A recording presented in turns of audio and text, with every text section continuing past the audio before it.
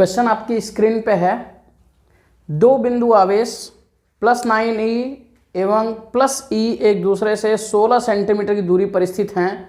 इनके बीच एक आवेश +q को कहाँ रखा जाए कि वह संतुलन में हो।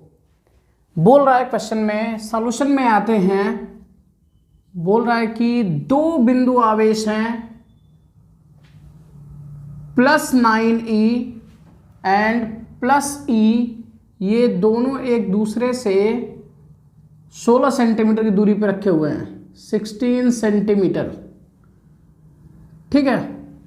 बोल रहा है कि इसके बीच में एक आवेश q कहां पर रखा जाए कि यह आवेश संतुलन में हो।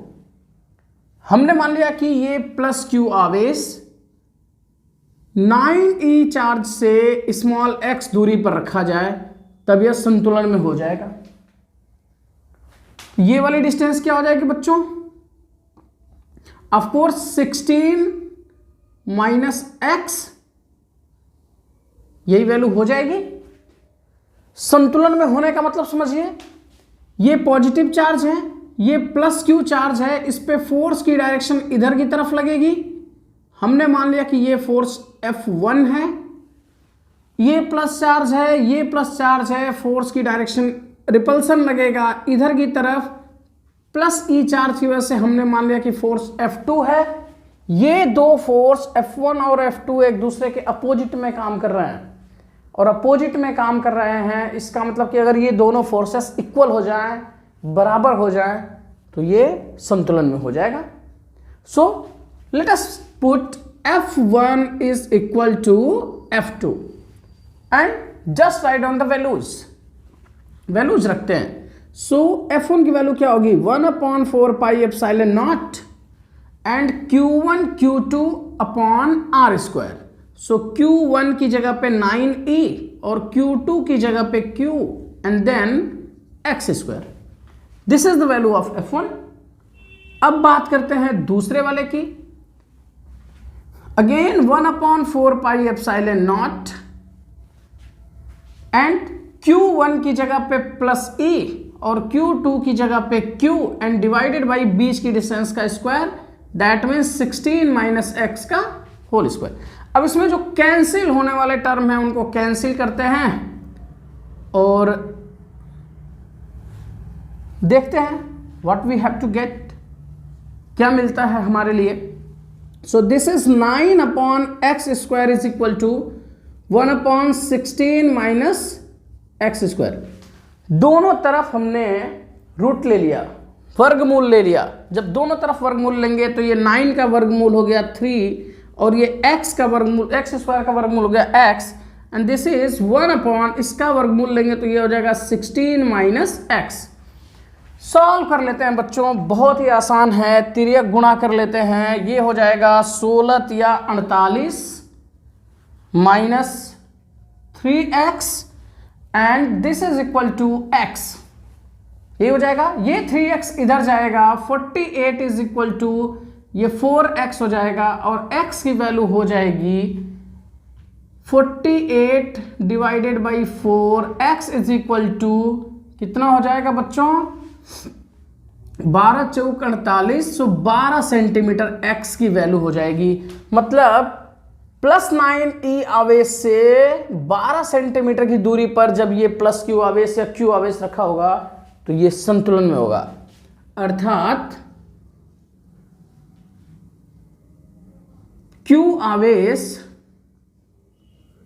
+9e आवेश से 12 सेंटीमीटर की दूरी पर होना चाहिए। इस तरह के क्वेश्चंस बहुत सारे पूछते हैं। एक दो क्वेश्चन और देखते हैं जो फील्ड पे बेस्ड है, और ऐसे ही फील्ड की वैल्यू आपसे पूछ देता है कि फील्ड की वैल्यू 0 हो रही है। नेक्स्ट, दो बिंदु आवेश क्रमशः 5 × 10⁻⁻19 कूलाम तथा 10 × 10⁻⁻19 कूलाम 1 मीटर की दूरी पर स्थित हैं। दोनों आवेशों को जोड़ने वाली रेखा के किस बिंदु पर वैद्युत क्षेत्र की तीव्रता 0 होगी? क्वेश्चन आपकी स्क्रीन पे है, केयरफुली पढ़ते रहिए और देखिए क्या क्या वैल्यूज दी गई हैं। बोल रहा है कि दो बिंदु आवेश हैं, हमने मान लिया कि एक आवेश ये और दूसरा आवेश ये। कह रहा है कि पहला आवेश दिया है +5 क्रॉस 10⁻⁻19 कूलाम और दूसरा आवेश दिया है +10 क्रॉस 10⁻⁻19 कूलाम। देखते हैं एक बार स्क्रीन पे पूरी वैल्यूज। दो बिंदु आवेश +5 × 10⁻⁻19 कूलाम और दूसरा +10 × 10⁻⁻19 कूलाम एक दूसरे से 1 मीटर की दूरी पर स्थित हैं। दोनों के बीच की डिस्टेंस दे रखा है बच्चों, दोनों के बीच की डिस्टेंस दे दिया है 1 मीटर और फिर पूछ रहा है कि इन दोनों के बीच में किस बिंदु पर वैद्युत क्षेत्र की तीव्रता शून्य हो जाएगी। बच्चों हमने मान लिया ना कि यही वो बिंदु है जहां पर वैद्युत क्षेत्र की तीव्रता क्या होगी, शून्य होगी। क्या करते हैं बच्चों, वैद्युत क्षेत्र की दिशा पहले निकालने के लिए यहां पे एक टेस्ट चार्ज रख देते हैं Q0, ये हमेशा पॉजिटिव होता है। अब फोर्सेस की वैल्यू बस फाइंड करना, जो फोर्स की डायरेक्शन आएगी वही फील्ड की डायरेक्शन हो जाएगी।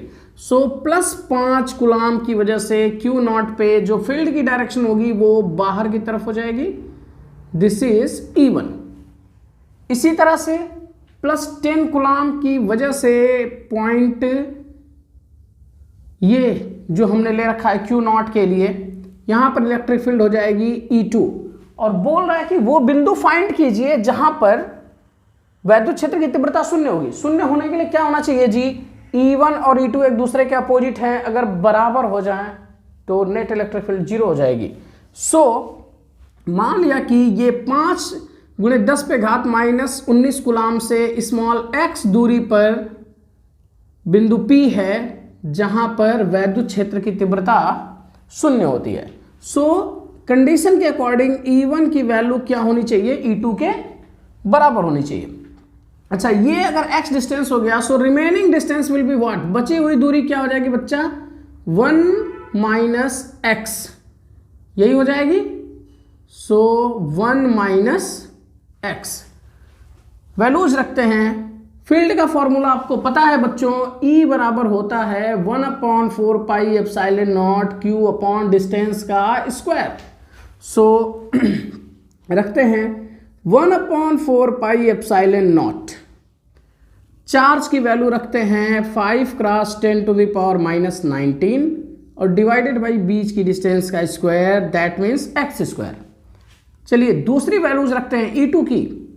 सो this will be 1/4πε0 again and then 10 × 10⁻⁻19 divided by 1 - x का होल स्क्वायर 1 - x का होल स्क्वायर।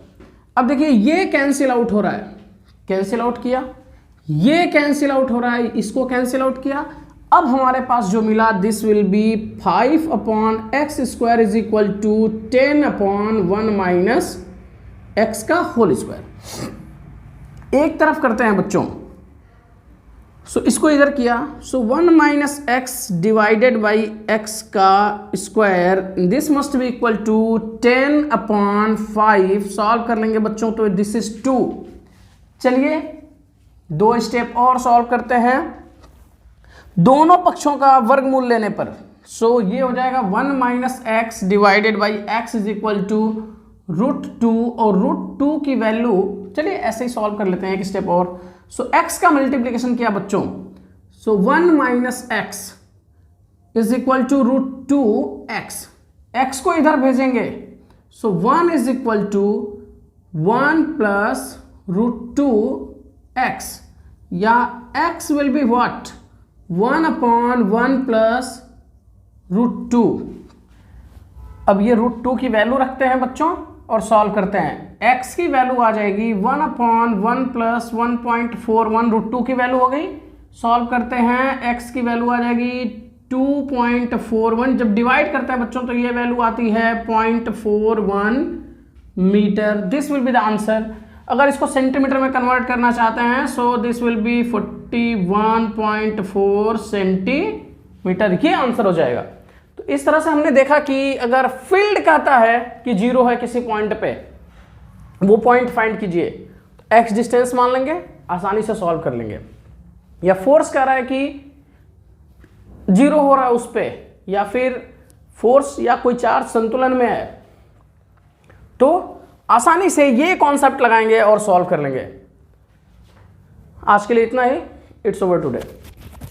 बच्चों न्यूमेरिकल के साथ लगे रहिए, और हाँ, चैनल को हमारे लाइक कीजिए, शेयर कीजिए, सब्सक्राइब कीजिए। आप जुड़े रहिए, बेल आइकन को जरूर प्रेस कीजिए जिससे कि हमारी नोटिफिकेशंस आप तक पहुंचती रहे। And B continue with the physics.